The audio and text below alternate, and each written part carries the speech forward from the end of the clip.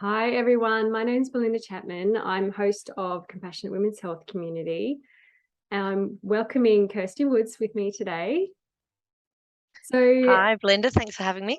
yeah, my pleasure. Thanks so much for joining me. We are acknowledging PCOS, so Polycystic Ovarian Syndrome Awareness Month in September. And so I have found Kirsty, who's an exercise physiologist, to come and talk to us about PCOS today. I will just introduce Kirsty more formally. So she's a registered exercise physiologist and founding practitioner at MHS. She has now helped more than 1,000 Western Australians improve their metabolic health. With over 10 years in the health industry, she understands the complexity of obesity and related comorbidities and the frustrations and challenges it can pose. Kirsty takes a very hands-on approach with clients and gets great satisfaction when they achieve long-term goals. Her specialty areas include complex obesity, PCOS, and fatty liver. She is also a member of the Obesity Collective and the Society of Metabolic Health Practitioners. Thank you so much. So let's start at the very beginning. So can you please share what your modality is and its main elements, so how it works? Yeah, so I suppose I might start by saying is I've got a little bit of a different journey than a lot of the guests that you have had on in the past, being more of a professional than a personal one. But essentially working as an exercise physiologist in a weight and metabolism clinic, I've seen firsthand, unfortunately, some of the frustrations, some of the judgments, some of the issues with fertility and weight that PCOS sufferers have had. Yeah. So from the heartache, just being told to eat less, move more, but also on the flip side, celebrating some of the wins, after failed IVF, people falling pregnant naturally, and Yeah. um, and that's my main aim of today, is a story of hope from what I've seen in the clinic. So essentially, my role there is because a lot of PCOS has a physiology and metabolism roots. That's how essentially I got into it, particularly with the hormone insulin and its impact on fat burning. So that's my role as an exercise physiologist, which I do metabolism testing to help manage those clients. All right. So it's interesting, isn't it? Like when we think of exercise physiology, we think of you're going to go and you do exercise. So how does that, how do you specialize then for PCOS when we're talking about your particular modality as opposed to like a physiotherapist, as opposed to a personal trainer, that kind of, where does it fit in that realm of working with the body for PCOS? Yeah, really good question. And particularly here in Australia, exercise physiology is fairly new compared to some of the other allied health. But essentially, it's our role to understand how the body responds both at rest and during exercise. So similar to a GP might specialize in different areas, they're doctors, but they might specialize in different areas. So that's essentially the route I've gone, is lifestyle and metabolism, for the reasons I mentioned before, which obviously does include exercise, but we can't neglect how everything interacts with how the body's working. So if you focus on just exercise, Yeah. we're missing a big part of the picture. And I've seen in the clinic that's led to some of the frustrations of those that present, is because we're just trying to focus on that one aspect without having a look at physiology as Yes. a whole, Yeah, if amazing. that helps answer that question. But yeah, like the typical exercise physiologist might, after someone's, for example, torn a knee ligament, they might go to a physio for a diagnosis and initial rehab, but Yeah. then the exercise physiologist will help them get back into their general sports, but also they can specialize in sleep. And as I said, my role is the exercise helps them maintain the muscle mass, the insulin sensitivity to help with those PCOS symptoms and weight loss outcomes, really. Yeah. Okay. So, you mentioned before that your story, then you, like when you finished studying, you went into like a weight management clinic, is that right? And Yeah. that's where you saw PCOS. So it wasn't your personal story, it was that professional kind of journey. Yeah, essentially, I can't unsee what I've seen in the clinic. which, as I said, is been better than I anticipated. Learned so much from clients and their own journeys and those sorts of things. But I still like to nerd out on the fact that, for example, polycystic ovarian syndrome means poly, which means multiple, ovarian, obviously in the ovaries, cis meaning cysts in there, and it's a syndrome because it's a cluster of symptoms, which which is why some people might have that difficulty with diagnosis, and they've shared that with me because everyone presents differently. Similar to cold or COVID, everyone experiences it differently, yet we put it into boxes. So I've been lucky enough, particularly with those who aren't sure if they have it, to be able to assess, for example, their level of fat burning with metabolism testing, which is done with a breathing test, Okay. which, because of the insulin resistance involved with PCOS, they might not be good fat burners. So we can address that without essentially getting that clinical diagnosis and making sure that what they're doing is working for their specific body as well. So that's so important, isn't it? So I know I see that when I work in my hypnotherapy and coaching and Reiki sort of practice, if someone doesn't have a formal diagnosis, at the end of the day, they're experiencing these symptoms that's affecting their life. Yeah. And so we want to improve their quality of life by working with them and what's going to work with them. So I'm hearing that in that situation, that even if they don't have that formal diagnosis, there's things that you can work with to help improve their health and their well-being and their quality of life. Yeah. Exactly. And as I said, me as a practitioner, I'm looking at the numbers and the fat burning and those sorts of things. But for the clients, that's when they report, having the energy to do activity, just, not as much pain walking up the stairs, those changes in their cycles and all that stuff, which is meaningful to them. We may be looking at slightly different things, but all part of the same journey, without, as I said, sometimes that labeling. For example, I like to say people have fingernails, are not fingernails. People have diabetes, they're not diabetes. And similar with PCOS, which unfortunately, when some people get the label, it's all doom and gloom, but there is definitely hope and some things that we can do and are within our control, which hopefully we can explore a little bit today as well. Yeah, amazing. I love it. So just tell me a little bit more about the kind of symptoms that people present with with PCOS and how your modality supports them. So I'm hearing, there's the metabolism test, and then there's these lifestyle changes they're experiencing. So just unpack that a little bit more. Tell me a little bit more about that. Yeah, absolutely. So a typical client might present with, as I said, generally weight issues and fertility issues, have, tried, spent lots of money on different things that haven't worked, excess hair, irregular periods, all of those sorts of things as well. So that's how they might initially present. And once again, at the initial appointment, we'll have a look at things like weight, which is important, but remembering it's just a number on the scales, it doesn't define our worth.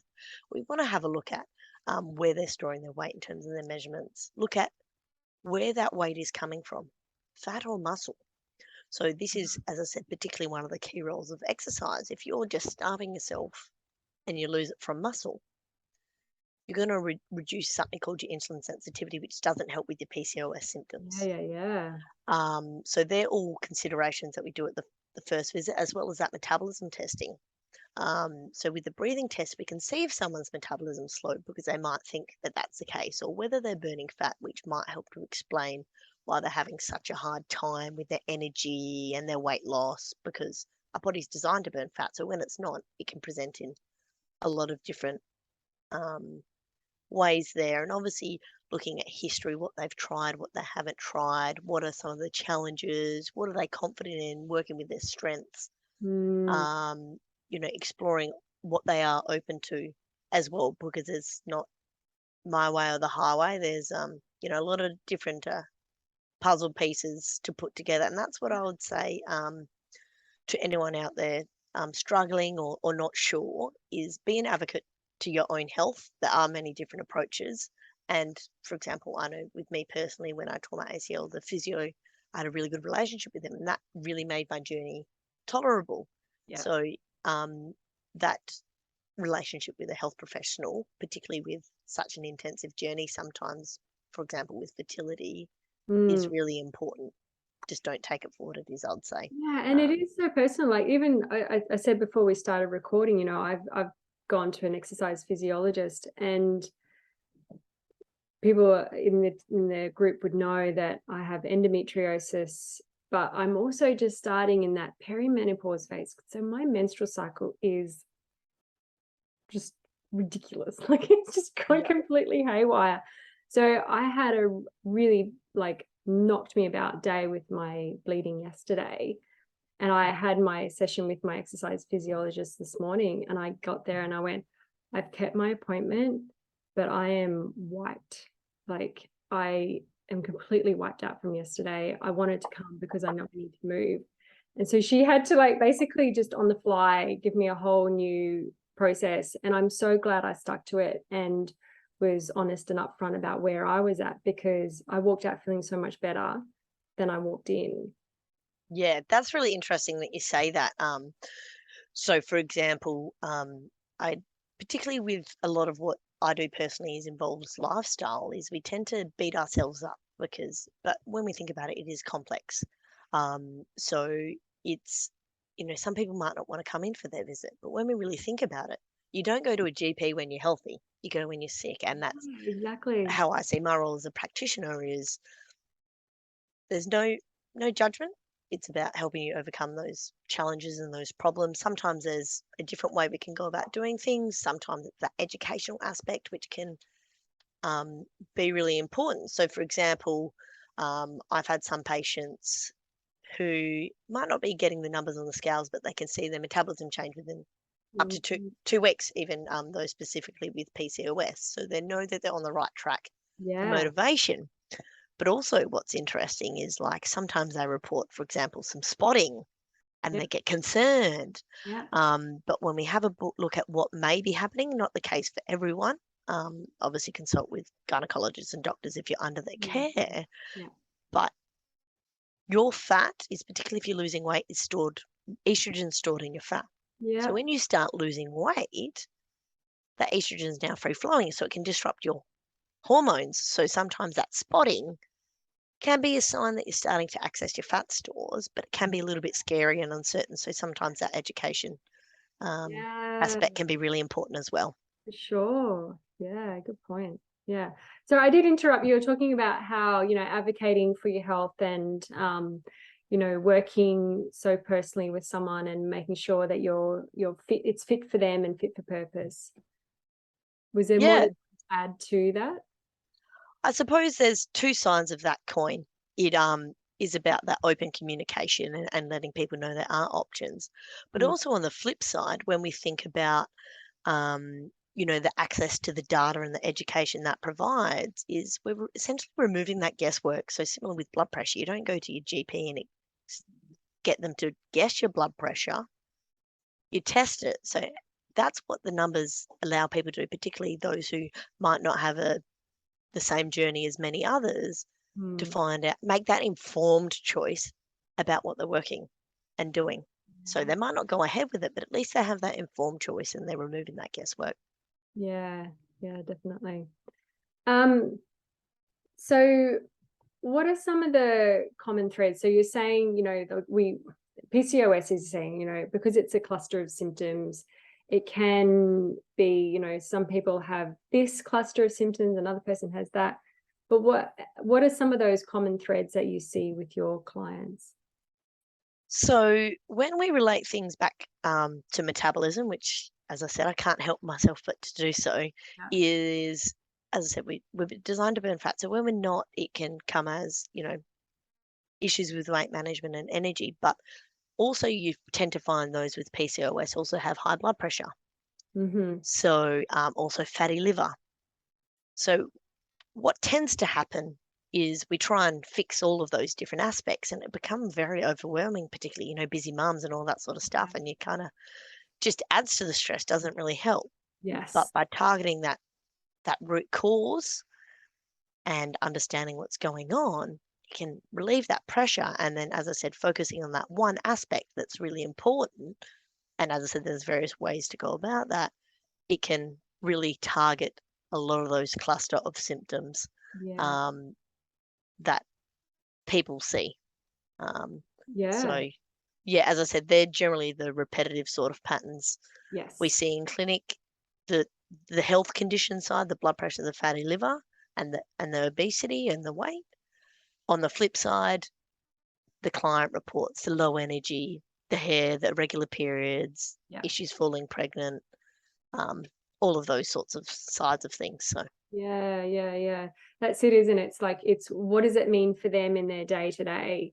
The reaching for the sugar, like rather than like I also hear that when PCOS, they're craving sugar. They're just yeah, absolutely. And that's when, as I said, many might experience, for example, going to the GP and they say, eat less, move more. But there's only a certain amount of willpower that we can override that physiological response. And partly the reason we see that in a lot of PCOS patients is that going back to that hormone insulin. So without the risk of getting a little bit nerdy is I find it helps to understand as to why. It's not, as I said, lack of willpower or those sorts of things. So when your body's burning glucose, we can only store a small amount of glucose in our liver and our muscles. And so when that runs out, the body says, oh no, I'm starving. So it creates that hunger, that fatigue, those sorts of things. And you can't switch back to the fat, which the body's designed to do. So that's why you're getting the cravings and hunger. But if we can change some things, which, as I said, is, for example, some reduced carbohydrate loading, not necessarily ketogenic, can really help switch that metabolic switch, for example, back to fat burning. So people come back and report less hunger. They're no longer being ruled by food and hunger, and they can actually get work done, reduce bloating, all those other factors that might come along with it. And that's why, as I said, it tend to be linked with some of those other conditions. So, for example, fatty liver is insulin resistant, so the liver's not responding to insulin as it should in the liver, where the PCOS is it's not responding as it should in the ovaries, which creates something called the thecal cells, which release more testosterone and creating those symptoms and that hormone dysfunction. So there's a method behind the madness. It's just such a classic example of how interconnected our whole systems are. Like, you can't take this body part and work with this body part because of just how interconnected it is. I mean, this will have a flow-on effect, which is what I'm hearing, like there is a ripple effect, but there's still that understanding of that whole system and the interplay of that. I love it. Yeah, and as I said, I'm really blessed being an exercise physiologist. I'm not, I suppose, pigeonholed into this is the way we do things. I look at things from a physiology perspective, which opens me up to some of those other avenues, which is really great. Yeah, I love it.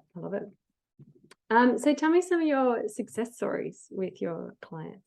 Yeah, as I said, that's really what keeps me driven and open to seeing these patients. As we talked about before, there's always aspects to the job that you may not like, including admin, but it's worth it when, as I said, for example, for the first time, people have an understanding of why they're not losing weight and they're hungry and cravings, or for the first time, even in a matter of a couple of weeks, they can see that they've gone from not burning fat or burning only about 20% to 40%. It's still not at the optimal 80, but the scales haven't changed yet. And for the first time, they're motivated. They know they're doing the right We can see some progress. sort of things. So the success is short term, but long term, as I said, I never forget the day a lady came into clinic.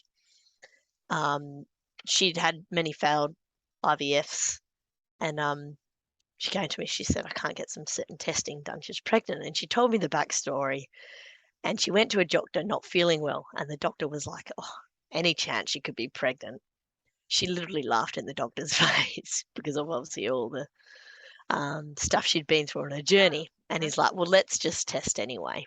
And she fell pregnant naturally. So her and her partner were ecstatic. But once again, a story of hope for anyone out there. She lost 7.5 kilos. So we're not talking about breaking records and biggest loser. It's about Yeah. getting your metabolic health right, which, Yeah. as I said, can start off a positive cascade of events, which, hormone regulation and those sorts of things, which can bring about some big changes. So, as I said, any progress is great progress. Just because someone you heard lost 20 kilos, don't be disheartened. It's sometimes not necessary. But in saying that, sorry, did you have a question? Oh, it was around when I've seen people talking about, certain bulk bill IVF clinics won't let women with a certain BMI in. So if that woman lost that 7.5 kilograms, is that BMI as important in that scenario as, like the bulk bill IVF clinics need it to be or make it out to be? So look, BMI is a great indicator for populations. So body mass. So body mass index. So it's your weight. It takes into account your height and your weight. But it's great for population. So if you've got a population and their BMI is over 30, they're generally overweight. When you think about a rugby player or a bodybuilder, they're classified as obese. So at an individual level, sometimes it doesn't do the patient justice. So, which is once again, personally, I like to have a look at fat and muscle, but obviously there are some limitations to the system. But I do see a lot of people present trying to get down to that weight even to be eligible. Yeah. Which once again, getting those physiological factors right can and remove that guesswork can definitely help. So there's, as I said, with anything, there's multi facets to it.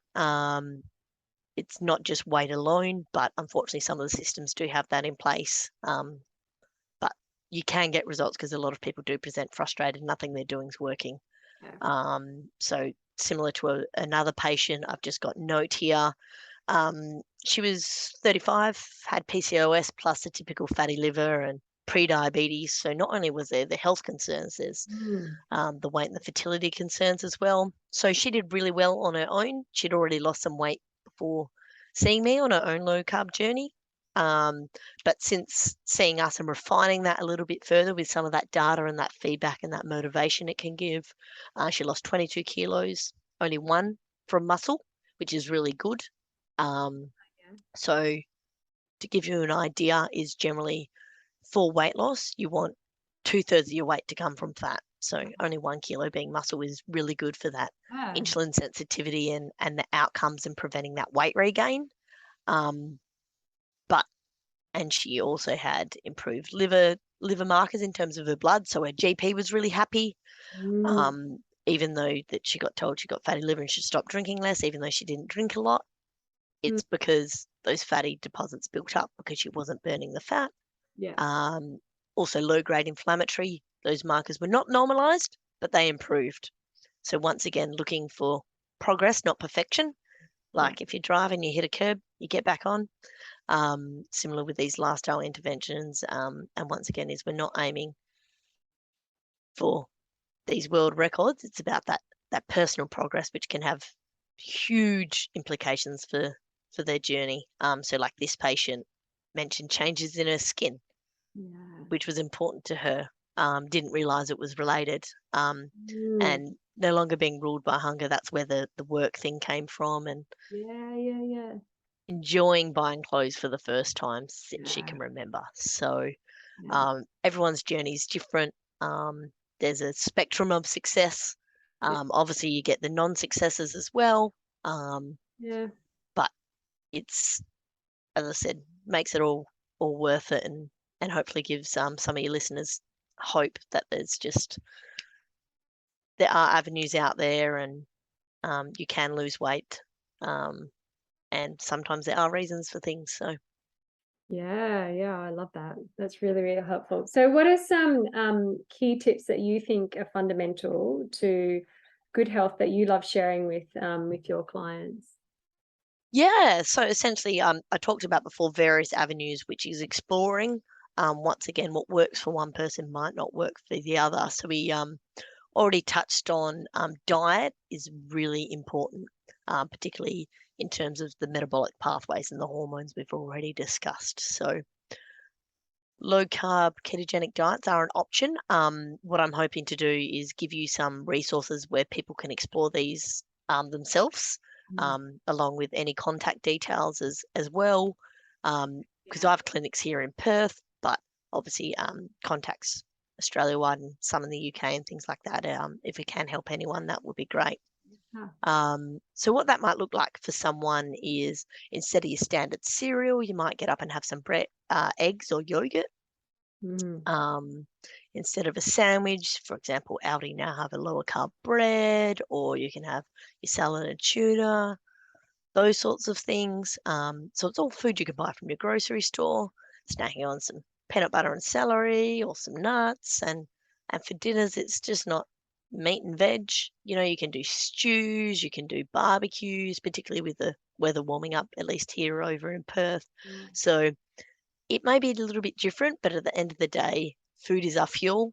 And unfortunately, we tend to, spend more, particularly with fuel prices that we put in our car than we put in our own body. But we can always get a new car, but we can't always get that new body.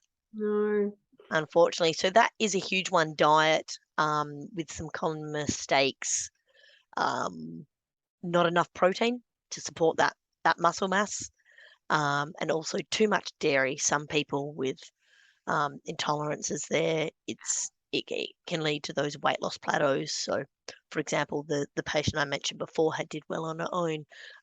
Dairy is one thing that not necessarily eliminated, but restricted. Similar with alcohol, is because we don't have a storage site for alcohol, it can impact our fat burning, and for 24 to 48 hours, depending on the individual, but also even longer if, for example, they got fatty liver, it can create that inflammation and all those different things. So elimination is not always necessary for a lot of people, but if you're not getting expected results, there's some other dietary things you can tinker.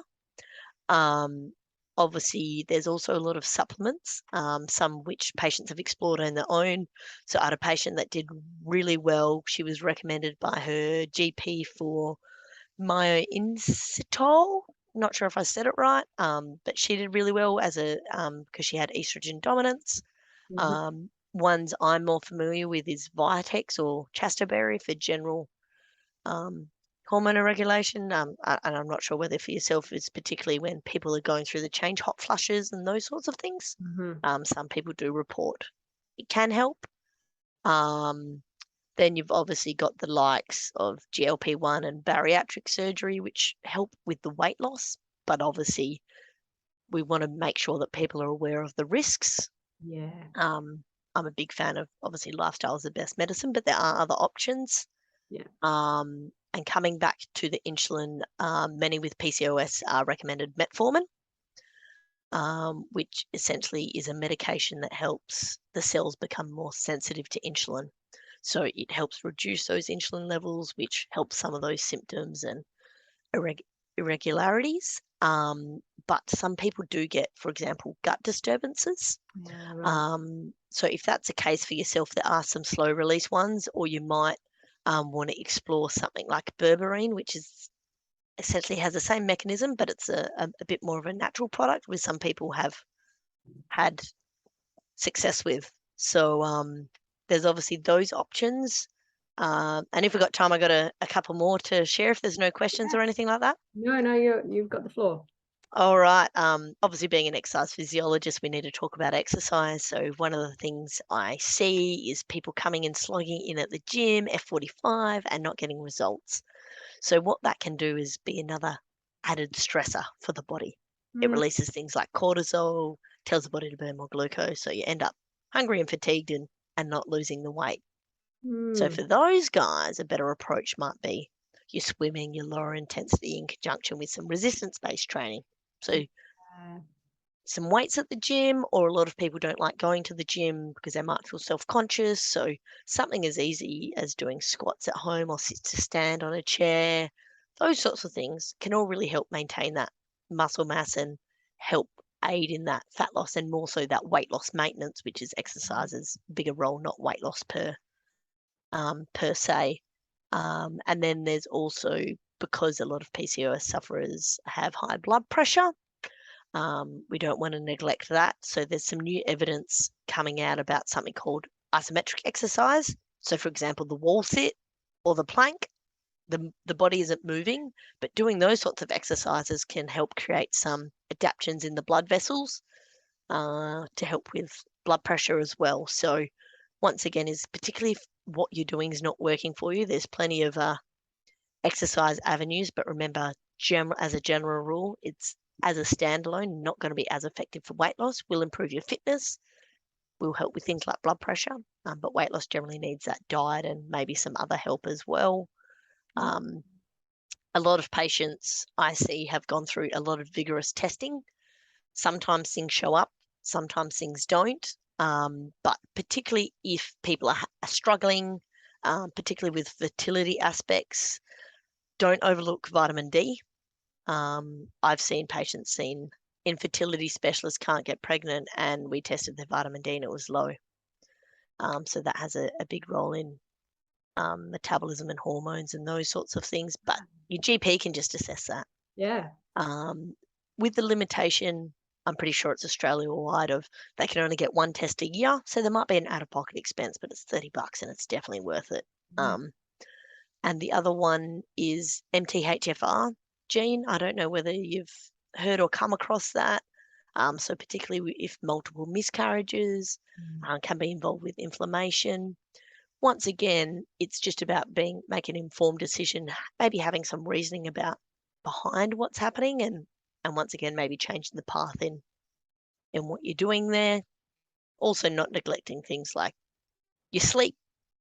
So when we don't sleep, the last thing we want to do is be healthy and cook and do exercise, but it also impacts our hormones and our glucose control and those sorts of things. So something to be conscious of. So you've got your fundamental, isn't it? Sorry, what was that? It's so fundamental. Yeah. What you then have capacity to do. Yeah, and we talk about the pillars of health, because as I said, that one thing interacts with the other, and sleep is a huge one, whether it be, performance wise, but even back to the basics, it's when the body, gets rid of dead crappy cells and builds your hormones, and as I said, regulates those hormones and those sorts of things, which is really important in PCOS. So, we're all familiar with good sleep hygiene and getting up at the same time and going to bed at the same time and having a dark room. But if people do want to explore some, I suppose, non-standard options, which there's some emerging evidence about, we do sleep better in a cooler room. So it's better to have a cooler room than a hotter room, even though it might feel nice. And it's all to do with the temperature drop within the body. It stimulates melatonin, which some people might have heard of, the sleep hormone. That drop in body temperature helps stimulate that. So another thing people might want to try is getting in a cold shower before bed, or finishing on a cold shower and then getting out. That temperature drop stimulates some of those circadian rhythms and hormones. I know melatonin is one that's being researched quite a bit at the moment. It's not a miracle cure, but worth trying to supplement to see if it aids in, number one, getting asleep and then staying asleep. You've also got your magnesium. I generally go the powder as opposed to a tablet, which helps to calm the nerves and the muscles. So particularly if people suffer restless leg syndrome, preventing them from getting to sleep.